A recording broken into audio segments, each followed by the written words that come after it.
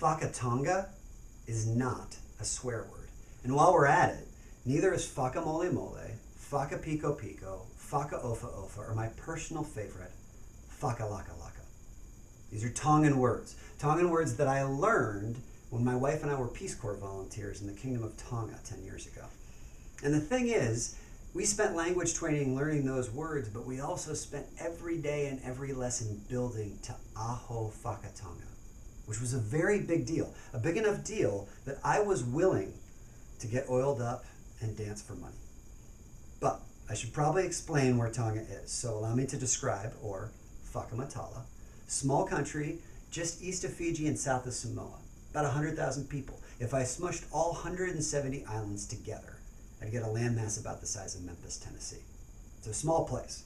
And the only reason I knew it before was because the king of Tonga had been in the Guinness Book of World Records as the world's heaviest leader at 400 plus pounds. So small place, big leader. That's what I knew.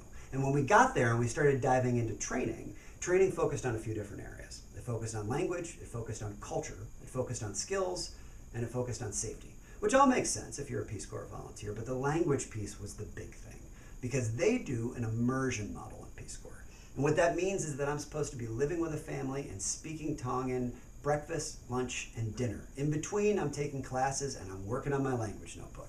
And if you were to get out that old language notebook and look at it now, which I did, you would see that Faka is a prefix meaning to be like.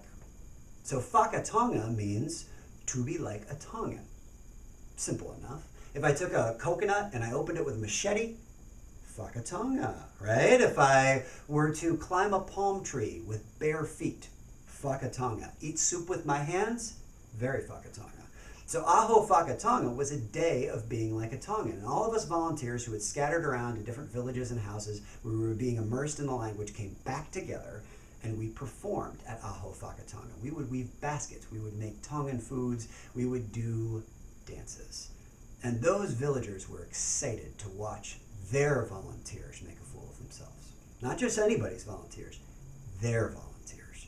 So as we got ready, every day was a long day. We were doing these classes every day, all day, but then afterwards, all the kids would file into the little house where we were staying and they would watch us attempt to rehearse Tongan dance, attempt being the key word. And my wife was kind of the focal point because women are the focal point in Tongan dancing, which is called taulunga. It's a very intricate, delicate moving of the hands. You need to be very precise with how you're tilting your head the entire time, and there's a very nice smile on your face while you do it. And Marietta was her instructor. And I was there mainly as the muscle in the background, the tula fale. I would do very imposing things like this. It didn't take a lot of work, but my wife was practicing hard, and it was not easy. They'd even written a song just for her to get ready. So, as we got ready for dress rehearsal, we got kind of tense, and it was getting more and more worrisome, and dress rehearsal was very different than practicing in a small little house. First of all, it was a giant town hall. Second of all, everybody was there. Not just 15 kids who were watching, everybody. So Marietta ushers my wife behind a white sheet, right? I don't know what's happening behind the white sheet. But apparently, they stripped my wife naked, they wrapped her in a tapa cloth, which is a very delicately decorated piece of tree bark. And then afterwards, they took off her glasses, bad idea for her. And then our instructor, Marietta, lovely woman that she was, took a bottle of baby oil and took a giant swig of it and went like this. All over my wife. She was glistening, which is good because that was the point. Apparently in Tongan dancing, you're supposed to be glistening. It's beautiful and it allows people to stick money to you. And I know that sounds dirty here in America, but you need to understand this is the most innocent way of sticking money to someone you could possibly imagine.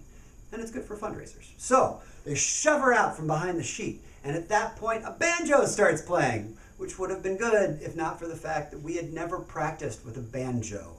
None of us really recognized the song. It was easy enough for me. All I need to do is just, look imposing. My wife had a hard time. And they say here in the States, I know this as a theater person, that bad dress rehearsals are good omens. There has never been a better omen than this dress rehearsal. It was a mess. And we walked out and we were getting so nervous because Aho Fakatonga was what we had built towards, and it was the next day and all the villages and all the volunteers were coming together, and what happened if it worked that way again? What are we going to do? And it was fine. It was fine for a few reasons. One, my wife wore contacts. That helped. Second of all, they applied baby oil in a normal human fashion, which did help a little bit. Thirdly, she had a dress as opposed to tree bark. Always good.